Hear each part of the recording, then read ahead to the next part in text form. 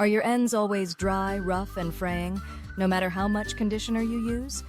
You're probably dealing with split ends, and they're more than just annoying. Split ends ruin the look of healthy hair, make it harder to grow longer, and cause more tangles and breakage.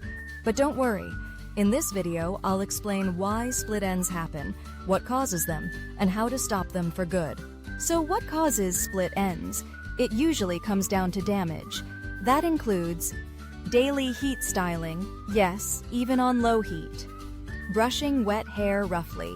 Coloring, bleaching, or chemically straightening. Skipping regular trims. Even friction from tight ponytails or cotton pillowcases. All of this weakens the hair cuticle until it splits, leaving those dreaded frayed ends. When the strand splits, it doesn't stop there. It continues upward, making your hair weaker over time. Here's how to actually prevent split ends and keep your hair looking smooth and healthy. Get regular trims every 8 to 10 weeks. Use heat protectant before styling with flat irons or blow dryers. Avoid brushing wet hair with fine or plastic combs. Use a wide tooth comb or detangling brush. Sleep on silk or satin pillowcases to reduce friction.